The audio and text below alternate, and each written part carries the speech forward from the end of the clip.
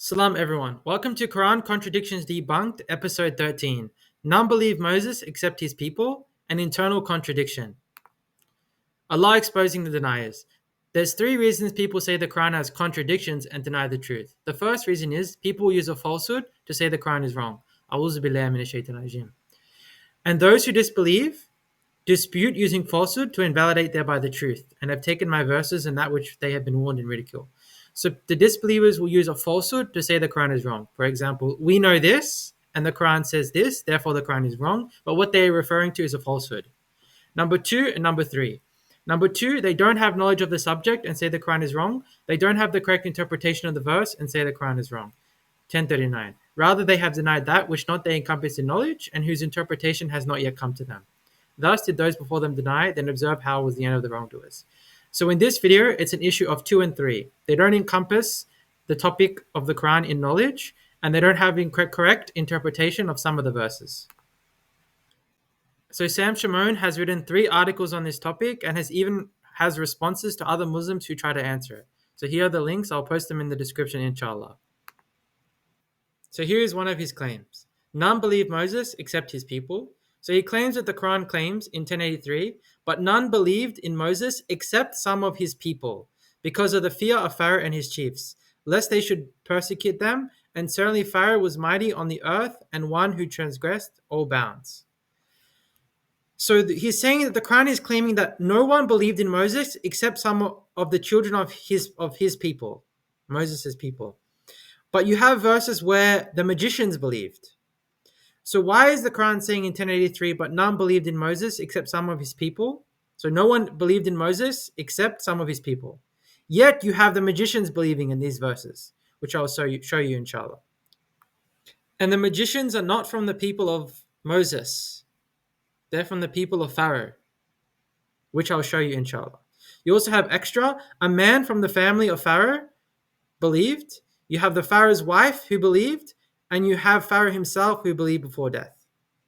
So he's saying 1083, but none believed in Moses except some of his people, contradicts. Quran also says the magicians believed, Pharaoh's wife believed, and Pharaoh himself believed. So Sam has said, the report of Surah 7 that some Egyptian sorcerers became believers is contradicted by the categorical statement of Surah 1083 that none but some of Moses' own people believed in him. So if none believed in Moses except his people, why does the Quran say all the magicians believed and even Pharaoh's wife? And an example of one of the people among his followers. Now we're going to look at the verse that Sam uses to try to prove that the Quran says that no one believed in Musa except some of his people. Then when they had thrown, Musa said, what you have brought is magic learned. Allah will nullify it. Indeed, Allah does not amend the work of the corruptors. Allah will establish the truth by his words, even if disliked at the criminals. But none believed in Musa except the offspring among his people. But none believed in Musa except the offspring among his people. So no one believed in Musa except his people, for fear of Pharaoh and their chiefs, lest they persecute them. Indeed, Pharaoh was a tyrant in the earth, and indeed that of those who commit excess. But no one believed in Moses except a few youths of his people. So he's saying the Quran is claiming here that no one believed in Moses except a few youths of his people. So now we're going to look at some verses where the magicians believed. So now we're going to look at the verses where the magicians believed. Said the chiefs of the people of Pharaoh, indeed this is surely a magician learned. He wants to drive you out from your land, so what do you instruct? They said, postpone him and his brother, and send in the cities the gatherers, the gathering people from the city. Then they will bring to you every magician learned. So came the magicians to Pharaoh. They said, indeed for us will be a reward if we are of the victorious. He said, yes, and indeed you will be surely those who brought near. They said, O Musa, whether you throw or whether we'll be the ones that throw. He said, throw. Then when they threw, they bewitched the eyes of the people and terrified them and came with a magic great. And we inspired to Musa that throw your staff, and suddenly it swallowed what they were falsifying. So we established the truth and became futile what they used to do. So they were defeated there and returned humiliated, and fell down the magicians in prostration. They said, we believe in the Lord of the worlds, Lord of Musa and Harun. Said Pharaoh, you believed in him before I gave you permission to. Indeed, I will surely plot it in the city that you may drive out from its people, but soon you will know. I will surely cut off your hands and your feet of opposite, and I will crucify you all. So as you can see, the magicians believed in Musa. You also have this verse that he brings up, 40:28, and the following verses. It says, "And said, a man believing from the family of Pharaoh, who concealed his faith. Will you kill a man because he says, my Lord is Allah? Indeed, his deed, he has brought you clear proofs from your Lord. And if he is a liar, then upon him his lie. And if he is truthful, will strike you some of which he threatens you. Indeed, Allah does not guide the one who is the transgressor, a liar." So a man who believed from the family of Pharaoh was a believer.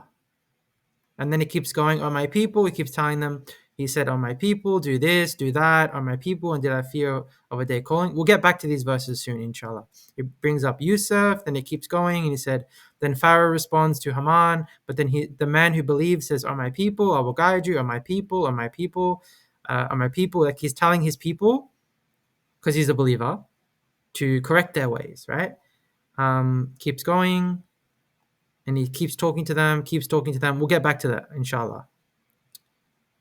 So Allah protected him from the evils they plot, enveloped the people of Pharaoh in the worst punishment. So you also have these verses which show that there is a man who believed from the people of Pharaoh.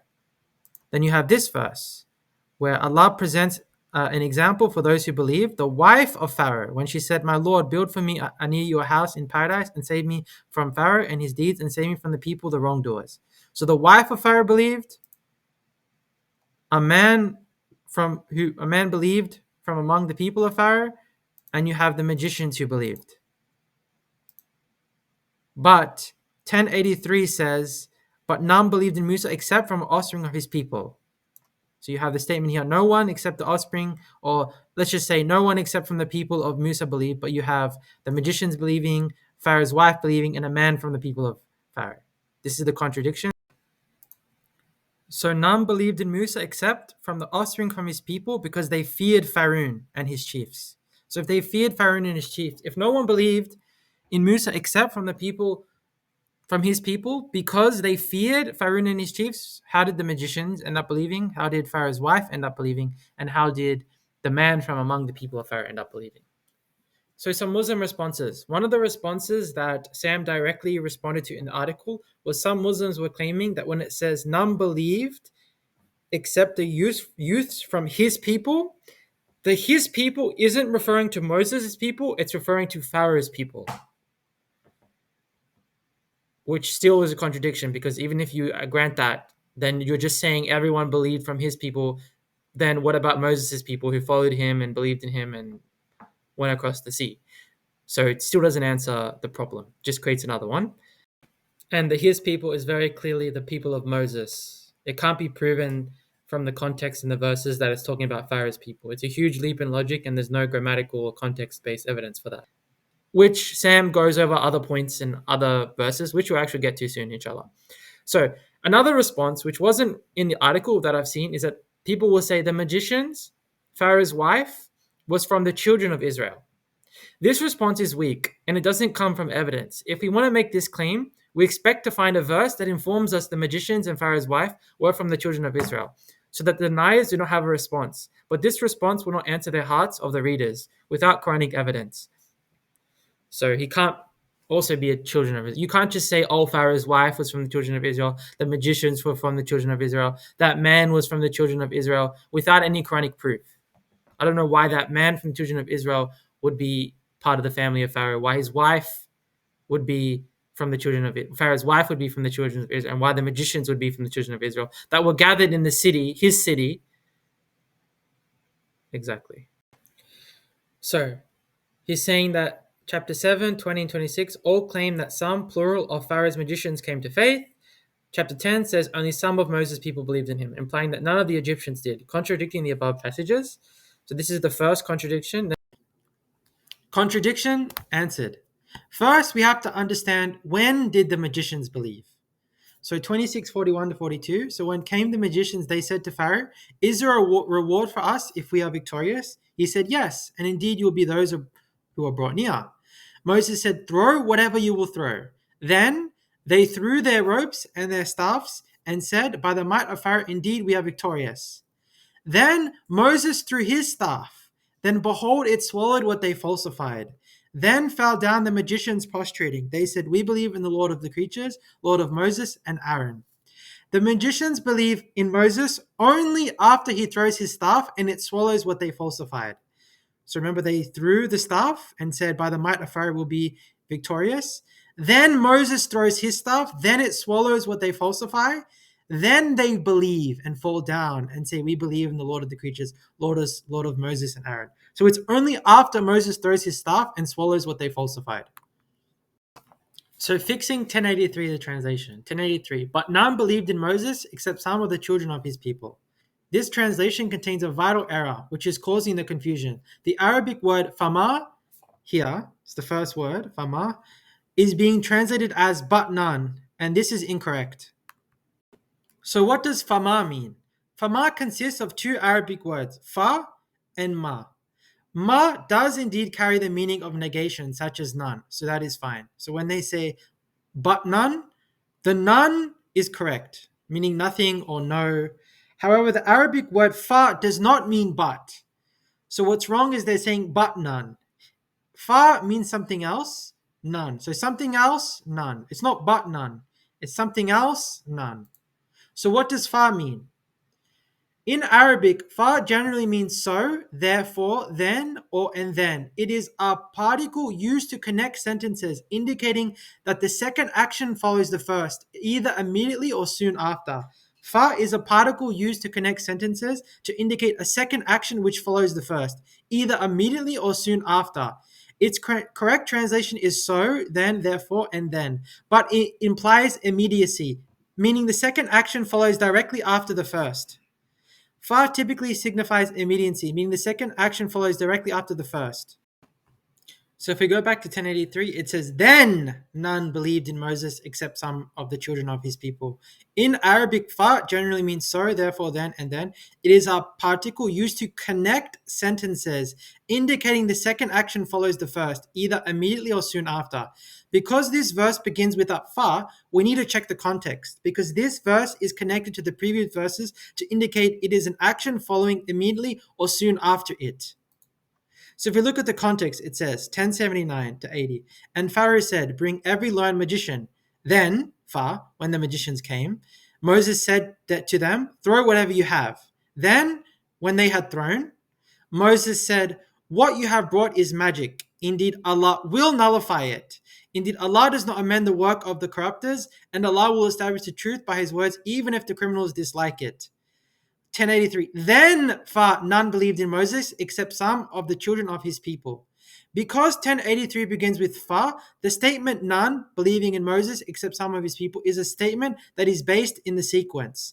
According to the context, the last step in the sequence was the magicians casting their magic, and Moses responds promising that Allah will nullify what they casted, but he only promises to do so. He does not yet cast. So look, it says the magicians had thrown.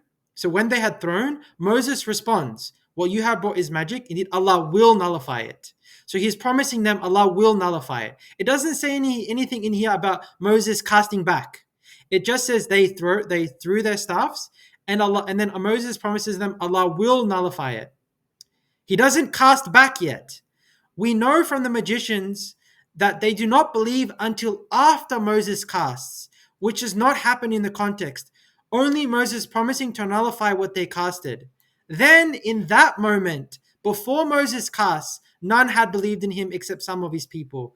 The verse informs us that only some of the children of his people believed in Moses up until that point of the story.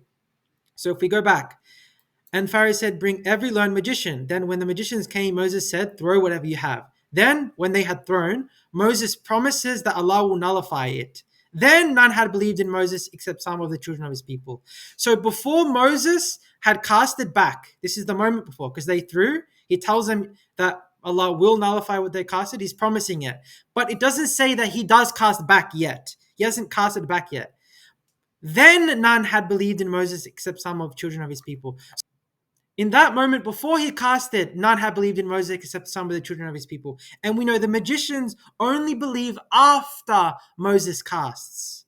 So if we go with the sequence, then they throw, Moses promises they will and that Allah will nullify what they did, then none believed in Moses except some of the children of his people. So before the moment of Moses casting back and actually doing what he's promising here, none had believed except none of the children of his people, which we know is true because the magicians don't believe till after Moses casts. So this statement is not a categorical statement where no one ever believed Moses except some of the children of his people. It's saying that at this moment of time, before Moses casted, none had believed in him except some of the children of his people for the fear of Pharaoh. And we know later that after he casts, the magicians end up believing, the believing man ends up believing, which I can show you as well, proof that it's after this moment, and even the elders of the children of Israel end up believing. But in this moment, only the children of his people believed. After he casts, then the magicians believe, then the believing man believes, and the elders of the children of Israel believe. It's not just the children. So to summarize, 10:81 to 82, then when they had thrown, Moses said, "What you have brought is magic. Indeed, Allah will nullify it." So they throw, then Moses promises that Allah will nullify what they did. He doesn't cast back yet in the context. Then none believe in Moses except some of the children of his people. So remember, means is a particle used to connect sentences, indicating the second action follows the first either immediately or soon after. Because this verse 1083 begins with a we need to check the context. Because this verse is connected to the previous verse to indicate is an action following immediately after or soon after it. So the then none believed in Moses except some of the children of people means in that moment, immediately after this. So then when they had thrown, Moses says, indeed, Allah will nullify it. Then in that moment, none had believed in Moses except some of the children of his people. So because Moses in the context, in this part, doesn't say here that he's casted yet, means because he hasn't casted, it means the magicians haven't yet believed, because they believe after he casts, when he only promises Allah will nullify what they did. He doesn't actually do it. And then the believing man doesn't believe yet as well. So this debunks Sam, who tries to say that 1083 is a categorical statement about none ever believing in Moses except some of the children of his people. Because it is clear, because of the usage of it is a statement that is based in the sequence. When the magicians had thrown and Moses responded, Allah will nullify what you have brought. In that moment, no one had believed in Moses except some of the children of people. Then the story continues where Moses actually casts. Then the magicians believe. Then the believing man later believes later on. So this statement is not a categorical statement, but rather a statement about no one believing in Moses except some of the children of his people, based in this sequence after the magicians had thrown.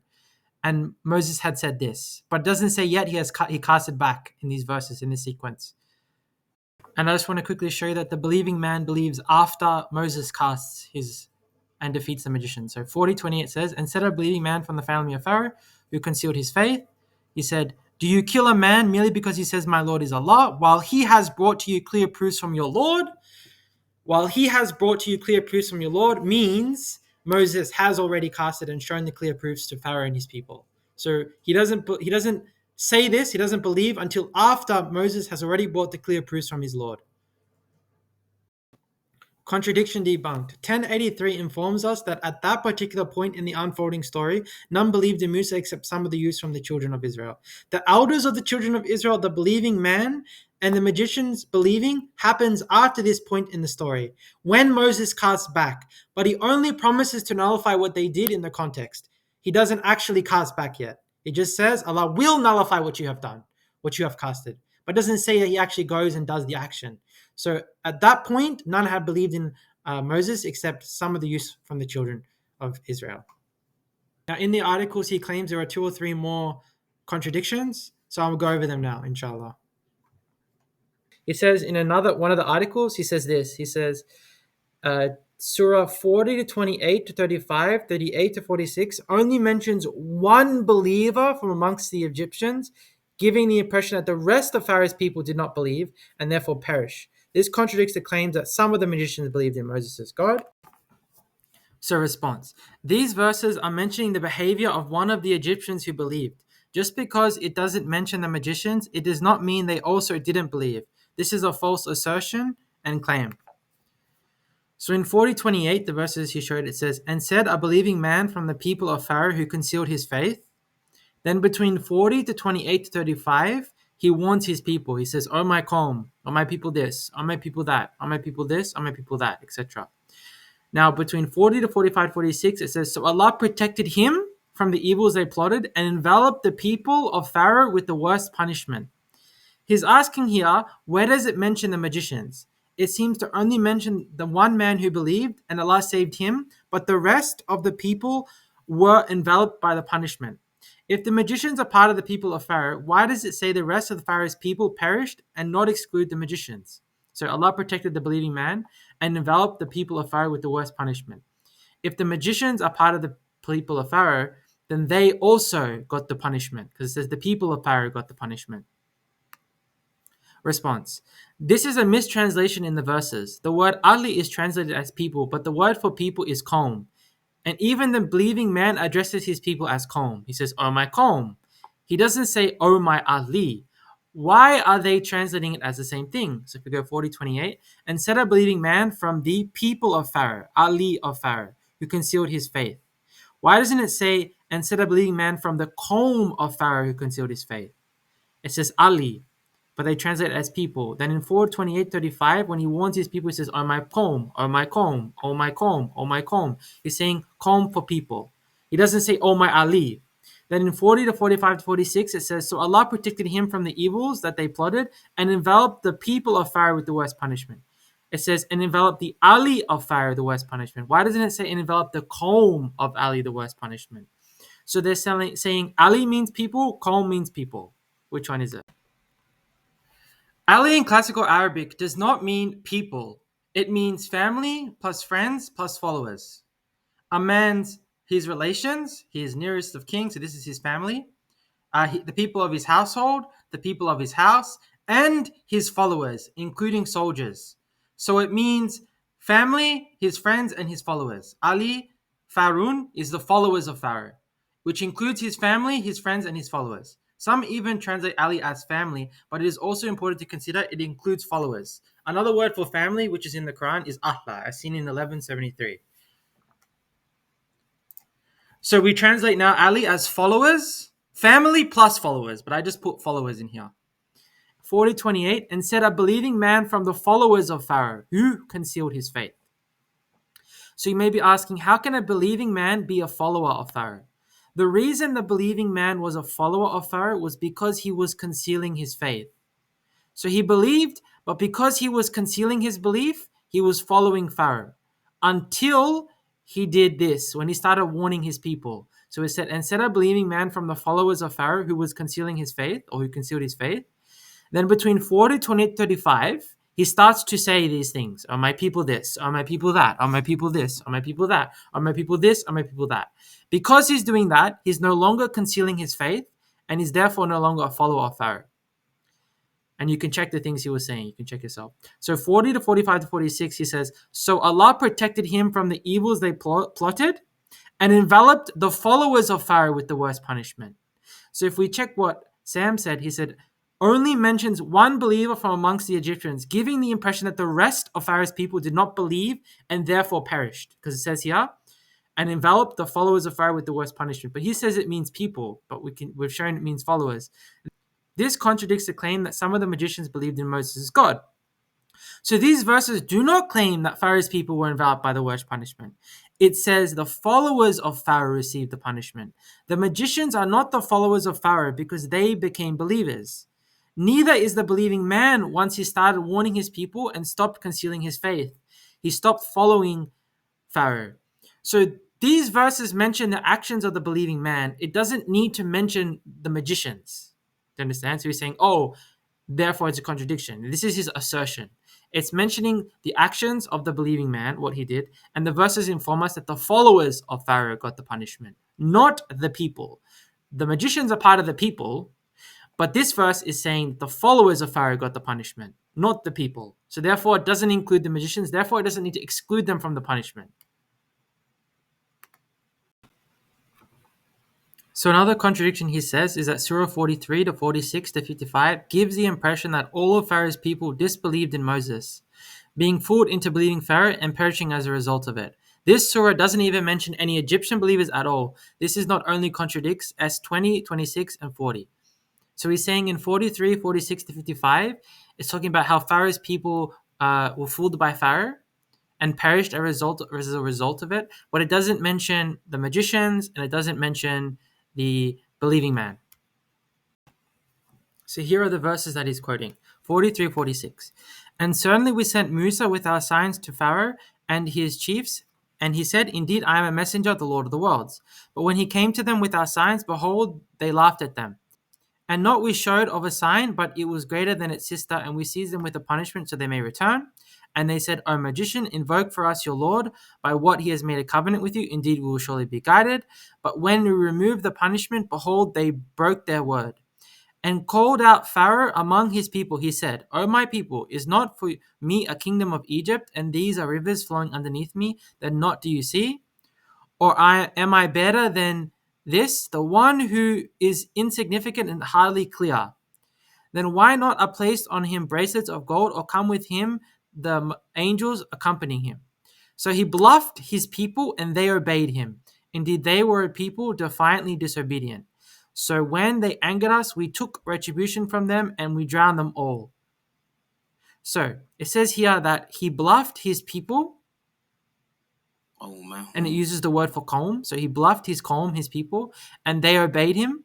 Indeed, they were a people defiantly disobedient. So when they angered us, we took retribution from them, and we drowned them all. So if he was able to bluff his people, and all of the people of Pharaoh got drowned, why isn't it mentioning what happened to the magicians and what happened to the believing man? This is his argument. So the answer to this involves having high-level understanding of the Quran, and I'll explain it to you. So it says, so when he bluffed his people and they obeyed him, were a people defiant and disobedient. So when they angered us, we took their retribution and we drowned them all. So the question is, when did he bluff his people? When in the story of Pharaoh and Moses did he bluff his people? He bluffed his people. We have to go back. So he's telling his people, this is his bluff. Okay, this is his bluff. And he says, and when called Pharaoh among his people. So Pharaoh called out to his people while he was among them. So think about Pharaoh in the crowd and he's like, oh, my people, right? He's like speaking to them. So he's among his people. When is this in the story? So we go back. It says, but when we removed from them the punishment, behold, they broke their word.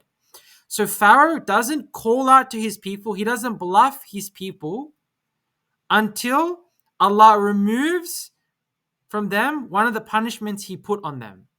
Now, if we go back, it's the punishment where, and they said, O magician, invoke for us from your Lord, and he has made a covenant, and surely you'll be guided. Put it back. Not we showed them a sign, but it was greater than its sister, and we seized them with a punishment so they may return. So Allah is telling you, he gives them a punishment so they can return. Then they ask Moses to take the punishment away. Then Allah removes the punishment, but they break their word. Then Pharaoh calls out to his people and he bluffs his people. This is when he bluffs his people. So he bluffed his people and they obeyed him. So the bluffing and the obeying and them being defiantly disobedient. And so when they angered us, we took retribution from them and drowned them all. This happens after the bluffing, after the obeying, right? Which only happens once the punishment has been put on them and it was removed. This is important. So now that we know the bluffing doesn't happen till after the punishments, we have to ask, when did the punishments happen and what punishments did they receive? So we get this information from 7:130. It says, and certainly we seized the people of Pharaoh with years of famine and deficient of the fruits, so that they may receive admission. So Allah humbles them. He gives them years of famine, okay, and deficiency of fruits. But when came to them the good, they said, for us this, and if afflicts us bad, they ascribed evil omens to Musa, and who was with him. Behold, only the evil omens with Allah, but most of them do not know. So Allah gave them years of famine and deficiency in fruits, but then he took the punishment away from them, and he gave them the good back. They didn't ask Musa, hey, Musa, remove this from us. So there was an initial punishment of years of famine. Then he gave them good, and then let's see what happens. And they said, whatever you bring us therewith of a sign, so that you bewitch us with it, then not we are in you believers. So then Allah sends on them a flood of the locusts, the lice, and the frogs, and the blood, signs manifest. But they showed arrogance, and they were a people criminal. So he gives them a second punishment now. Then it says, and when fell on them the punishment, they said, O Musa, invoke for us by what he has promised to you. If you remove from us the punishment, we will surely believe in you, and we will surely send you with the children of Israel. So this punishment of lice, frogs, and blood, and he's saying, remove it from us. Remove the punishment. Now remember the other verse. They ask Musa to remove this punishment, and then Pharaoh bluffs. So keep reading. But when we removed from them the punishment till a fixed term they were to reach, then they broke their word. So we took retribution from them and drowned them in the sea because they denied our signs and from they were heedless. So first thing is years of famine and deficiency of fruits. Second part, he gives them some good. They don't change. Then he sends on them a flood of locusts, lice, frogs, and blood as a punishment. They ask Musa to have it removed. It gets removed. They break the word. Then if you go to the other chapter, back to 43, 48, it says, and we seize them with the punishment. They said, magician, remove it from us. They make a covenant. But when we remove the punishment, they broke their word. Same thing as others. Now this is when Pharaoh starts to bluff his people. After the major punishment, after he asks Musa to remove it, this is when he starts to bluff his people. Pharaoh's people get years of famine and deficiency of fruits. Then it gets removed. Then Allah sends on them a major punishment, a flood of locusts, lice, frogs, and blood. They ask Musa to remove the punishment, and it gets removed. Then they break the word. Only after this does Pharaoh fool his people, and they obey him. So years of famine gets removed, major punishment. They ask Musa to remove it. Then he fools his people, and they obey him. Let's consider the magicians. So let's add the magicians into the story. So the first thing that happened in the story is the magicians believed when Moses came to Pharaoh. Pharaoh promises to kill them for their belief, and he probably did. So he says, 7:1-4, I will surely cut off your hands and your feet on opposite sides, and I will surely crucify you all. Pharaoh said, you believed in him before I gave you permission, so I will surely cut off your hands and your feet on opposite sides, and I will crucify you on the trunks of palm trees, and you will surely know which of us is more severe in punishment and more enduring. So after the magicians believe, Pharaoh promises to kill them, by the way. And nowhere does Allah promise that he protected them. And in fact, the magicians accept their fate and they're willing to die for their belief.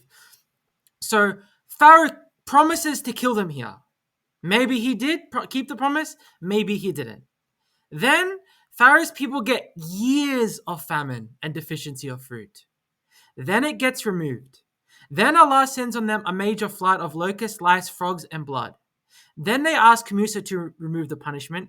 Then he fools his people and they obey him. Then Sam is saying, so 43, this gives the impression that all of Pharaoh's people disbelieved in Moses, being fooled into believing Pharaoh and perishing as a result of it. I'm sorry, but when the Pharaohs believed, it was years before this event. Years and years before this event. So why would Allah need to mention the magicians when they believed years before the first and the second punishment? And they were probably already killed here. So if they are already killed here, / believed all the way back here, why do you think they'd still be around years later after the first and the second punishment? Gives the impression that all of Pharaoh's people disbelieved in Moses, being fooled into believing Pharaoh and perishing as a result of it. When he goes among his people and when he fools them and when they obey him is already after the second punishment here. So when Pharaoh goes to fool his people and they perish as a result of it, is already years after the magicians believed, after 2 sets of punishments and a lot has happened, when they most likely died around here in the story. So if they most likely died around here in the story, / would have moved away from Pharaoh's people and no longer joined them, why would they stay for the years of famine and deficiency? Why would they stay for the flood of locusts, lice, and blood? Why would Allah even inflict it on them? The fooling only happens years later. So again, Sam is wrong once again. When he's reading the verses, he doesn't realize that it's a story. There's time that has to pass through. He thinks, oh, look, he fooled his people. Oh, it includes the magicians when they were years before.